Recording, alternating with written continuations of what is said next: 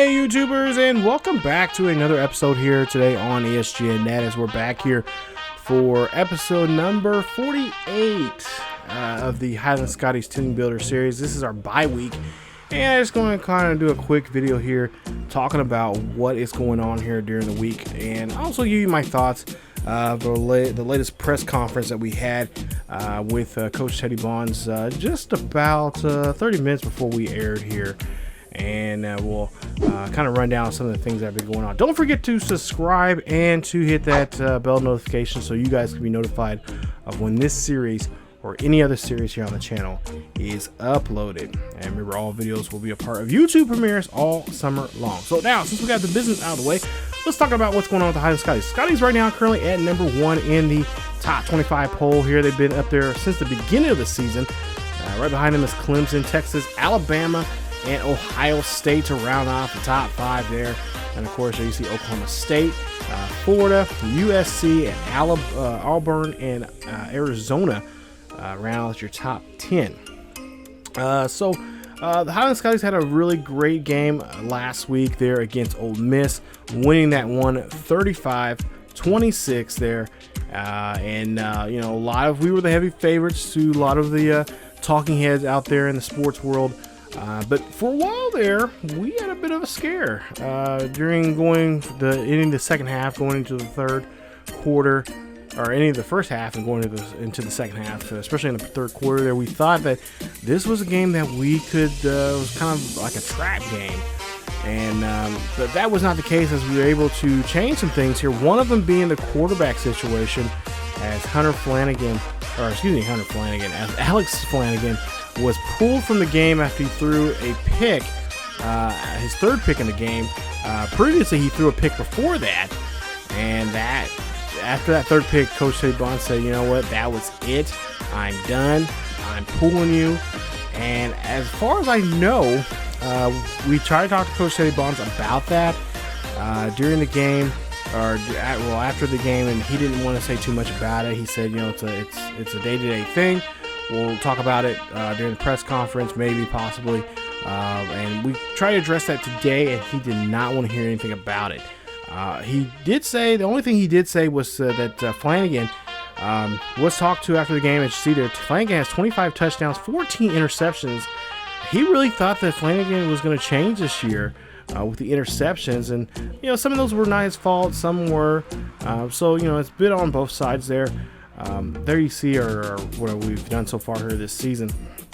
But Coach Bonds said that with the quarterback situation, right now he's not going to officially say who's going to start just yet, not until probably until Friday night. So we have a whole week that we're going to have to, at least a week and a half now, that we're going to everybody's going to be wondering who's going to be quarterback. Is it going to be Rashid Rush, or is it going to be Alex Flanagan? So try to get at least the temperature in the room during practice and then the press conference with some of the players. And of course, you know, they're not going to say who they want to be behind, because that'll split the room. That'll split the team up. One side wanting Alex, one other side wanting Rush. So yeah, I try to do my best to talk to Hunter Cannon. I try to talk to Grady Little. I even talked to Tolbert. But a lot of the guys were kind of just mums the word, and we're not, they're not going to say anything. So Coach Teddy Bonds obviously told them, that it's an in-house thing. We'll discuss it when we need to. But I do know during practice all this week, they did not have practice on Monday, as they were able to get that win there against Ole Miss. But they did come back on Tuesday, and the rest of the week they're practicing. And for the most part here, both guys were taking snaps. So I would imagine this will be a situation where pretty much that we would, I don't know, I doubt we'll see a 2 quarterback system, but it's just basically whoever is going to be doing well in practice. They did do some simulations of some things because next week we'll be facing Louisville. So they're running a couple of some simulation plays based on some of the play formations that Louisville runs. And, pretty much talking to Coach Teddy Bonds, during after practice, and we have a bit of a radio show here locally that I'm a part of, along with some other local sports guys here, and we got, we're kind of picking the brain at the coach and stuff, and he says right now it just depends on who has a better practice and who has the better hand. He doesn't want to, he knows that Flanagan is going through some tough times here on the field, and he knows he's a gunslinger there, and of course, he's not necessarily, he has some off the field issues, which is nothing serious. We know that he does have a family member that's sick, and that's pretty much all Coach Teddy Bonds says. So he's got a lot on his mind right now, and we hope the best for whoever his family member is, to get well soon and whatnot. But Coach Teddy Bonds says he talked to Alex about it, and Alex says, for right now everything's, decent, everything's going well right now, but he'll let Coach Teddy Bonds know if something happens to change suddenly. He'll let him know, and then we'll do the appropriate action. So we wish the best to whoever this family member is for Alex, and we understand that it's a personal thing, and most reporters would try to dig into it and try to find out. And me personally, I'm not that kind of a reporter. I'm not going to dig into it because it's really none of my business. At the end of the day, it is a sport. Even though this young man has a good chance to go to the pros, but we're going to leave his private life as a private thing, as a private matter with the family. So we're going to respect his wishes there. And of course, the school did come out with a statement saying the same thing, that at the time they're not going to, Alex is going to be in full practice.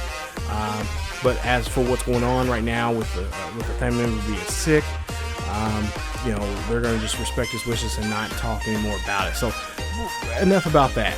But the question is wondering what's going to happen next week. Who will be the starting quarterback when they face Louisville?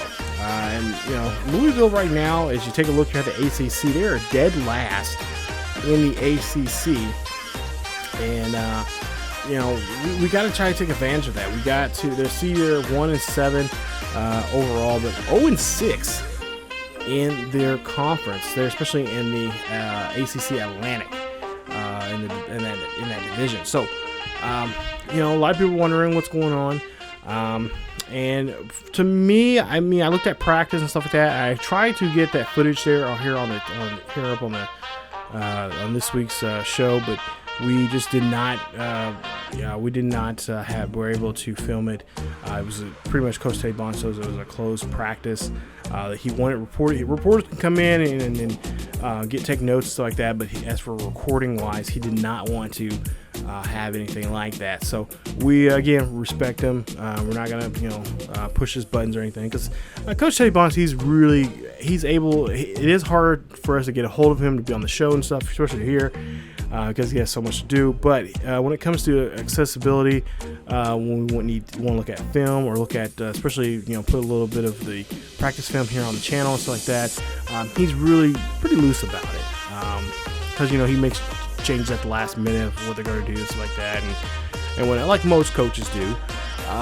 But for the most part here, like I said, we're not going to ruffle his feathers or anything, because he does have a lot going on right now. But as for the player next, or for the quarterback against Louisville, it's still up in the air, and we'll have to see. To me, the person that had a hot hand right there, you have to give it to Rush. He was a great quarterback. I can see him playing this game, and of course against Wyoming. And then I would let Hunter, or not Hunter. Of course Hunter would be in the game, but I would let Flanagan play the last game. That would be possibly his last game of his career, at least his collegiate career, and hopefully, if it's senior day, let him play in that game. But let Rush have a little audition, give the world a little taste of what he can do, and hopefully next year, hopefully Rush will be able to stay here next season and then just really have a breakout season. So. But yeah, that's a big question there for right now for everybody. But for the most part here, we're doing great as a team. Everybody is upbeat, going, ready to play. and a lot of them said the same thing. They were really impressed with Ole Miss. I talked to the AD, and the AD said, hey, we are going to put them on the schedule next season. So they talked to both ADs to Ole Miss and from Highland, got together, and they will be on the schedule for next season. I don't know what the exact date is or what week we'll be playing them, but they have said that they do want to play each other. And, of course, it will be played there in Oxford. So that is going to be a nice another game that we can put on the calendar, we can mark down and be really excited for. Take a look here at Week 10. You got some big games, got some rivalry games. You got North Carolina against NC State there, Boston College against Virginia Tech. You got Arizona versus USC, Washington versus Arizona State, Texas A&M going against Ole Miss right there. Look at that. That is going to be a good game there, as Ole Miss just got that loss. We'll see if Texas A&M can try to take advantage of that. Oklahoma State versus Kansas. Kansas State and Texas are playing each other. I don't know if I mentioned this already or not, but I can officially announce now that we will be playing Kansas and Kansas State both on the road next season. So we'll be going to Lawrence, and they're in Aggieville, aka the Little Apple in Kansas. Manhattan, Kansas will be there for that game, for both of those games there on the road. And also to BYU will be on our schedule also, as BYU will be, of course, it'll be a home game for us there in Highland. So that is going to be big. That's going to be huge for us. I cannot wait for those games there. And of course, they are going to announce a couple more games here coming up here in the next couple of weeks. As for the rumor about the BYU and Highland possibly going to the Big 12, that is almost becoming fruition. We got a chance to talk to the commissioner of the Big 12, and of course both presidents of both colleges were talking about it, and they have both said for right now they are in both an agreement to join the Big 12 here, possibly somewhere in 2 years from now. They're working out some details here of how that's going to be. There's also talks about having Houston as a part of the bringing a team as part of the Big 12. That would put for right now there's 10 teams, and with BYU and Highland being in that would put that into 12. And then Houston, of course, would be number 13. And, of course, you kind of want to have an even number. So the other team they were talking about possibly is either Tulsa, or the other one would be Colorado State was another one. And they're talking to both of those schools there. So either one of those schools could be the 14th school for the Big 12 there. So that is big news there. And like I said, they were talking to both those teams. But we know for sure Highland and BYU are working out some talks right now, talking about share revenue and all that kind of good stuff, business stuff for the schools, and get the schools' names out there. So of course BYU, known as a very decent football school for many years there, and of course they've been independent for many years. Highland, of course, a new school. They've already got one national championship underneath their belt, and they can bring that to the Big 12 there. As for the divisions, they're still that's another thing they're working out on.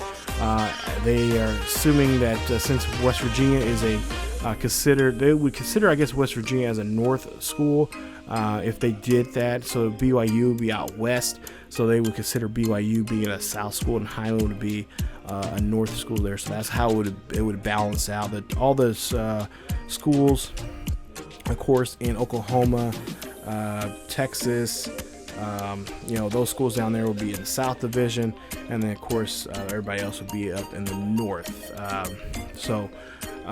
But again, they're still talking about, they're trying to iron out some of those things there. As you see there, we got a 15-game winning streak here. I hate to change up things here, but we got a 15-game winning streak right now at home, as Alabama has the most, 21 games in a row at home there. So Bama and Highland going there neck and neck for the most win streaks there. So they're still ironing out those things there, and we'll hopefully get more of that and let you guys know here before the season ends here. But we'll go on here to show you 21 of 26 there so far for Rush, 5 touchdowns there for him. There you see Flanagan, 156 out of 228, 2,471 yards, 25 touchdowns, 14 interceptions there for him.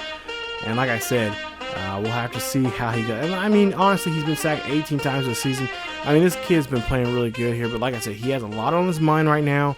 And, you know, of course, you know, when you have a family member or whatever this case may be, you know, you got someone in your mind that you know, obviously, if it's a family member, you care for them and whatnot, and it's kind of hard to try to block that out. And at the same time, you got to play college sports, because at the end of the day, we're human.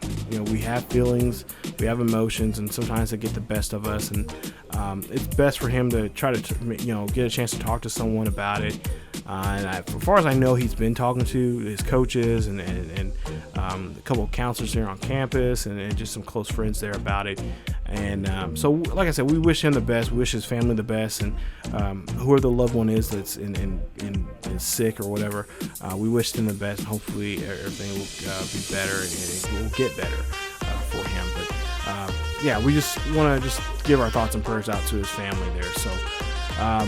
But yeah, it's going to be tough, and so we'll have to see how that's going to play out here. Hunter Cannon, 65 receptions, 1,198 yards there for him, 8 touchdowns. Him and Little both have the most touchdowns for the team. Little, 40 receptions, 697 yards. You know, we thought Little was, we really thought Little was going to be a 1,000-yard receiver this year, but that is not the case. But you know, anything can happen here in the next couple of games. There, he still needs another 400 some odd yards to do so there. Actually, about 300 some odd yards there to do that. But there you see the blocking there for pancake blocks, and then you see the sacks here. You see Gene the most. Him and Reed had the most 3 apiece, and then Curtis and Golden. Curtis with 2, Golden with 1. Take a look at defensive numbers there. You guys can check those out for the most part here. But pretty good job here defensively. I mean, you got the same guys there. You got Montgomery. You have Tisdale, Tolbert, Marquardt, Sherman, Barrow, Adams. Ashley's now becoming a big impact player. Ramsauer is too, and Blanco. So a big, you know, defensive guys. And like I said, those are guys that we are going to miss so much next year, because a lot of those, a good portion of those guys are going to be gone because of one, because of graduation.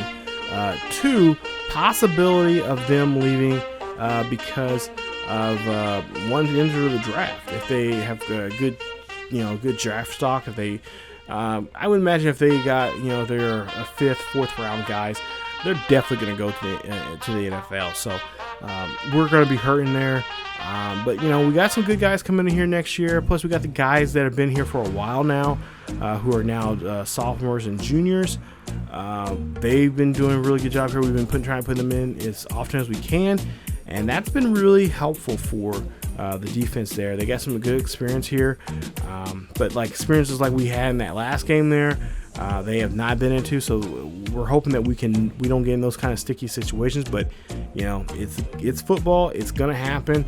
And the best thing we can do is just try to get ourselves out of it. So we'll see how things go coming up here next season. We'll talk more about that in the off-season videos.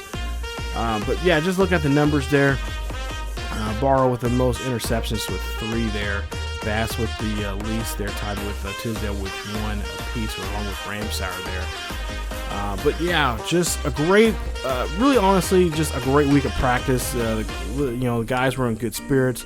Really talked about, they had a team meeting there that we wasn't able to go, but we did get, a couple players did talk to us about it, and they said the meeting was just basically just getting their thoughts about the game, what they, you know, really talked about the weaknesses that happened in that game that didn't work, it wasn't in their favor.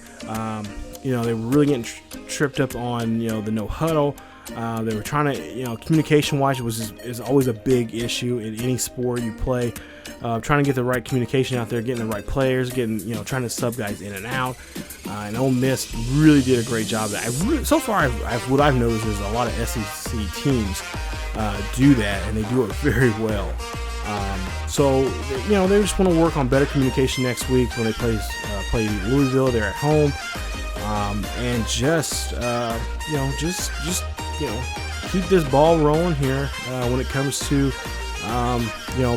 playing football. Just keep it going and just bring home wins for the team and just try to make that run to trying to repeat as national champions. Now, this will be their third year if they do happen to go to the national championship. This will be the third year in a row they've been involved in a chance for the national championship. And of course, the first season was really unexpected as they came up short there against Alabama. And a lot of people are talking about that. That could be a possibility as Alabama could try to sneak themselves back up there in the hunt there for a national championship, as they were not so successful last year. Came up short there against, of course, Auburn beat them. And I talked to one of the guys there. As a matter of fact, I talked to Hunter Cannon about it. He says, this might be as good. This could be possibly his last year playing collegiate football. But he says he wants to, if they get to play against Alabama, if on schedule or in a championship situation or a bowl game or something, he says he's going to be there to watch because he wants to see Alabama go down. They were so close the first year being in part of the FBS, and just came up, unfortunately came up, very short of beating them there in at the Rose Bowl, and they just want to be able to try to get back and try to face that team again. I went on to him, I was like, would you guys like to see you guys play in a game against each other? Would you? He says yes. He said he would love to see this team go to Alabama and just put a whooping on them, and just show what a little team like this squad can do. So I'm hoping that we can get that arranged here, because I think we would like. Because I know both sides would like to see, especially Highland. We would love to see that and take down the big juggernaut that is Alabama. Nick Saban there. But yeah, we'll have to see. We'll have to see how things play out here. I know, of course, if we do go to the Big 12, it's going to be a little different because we'll have more games.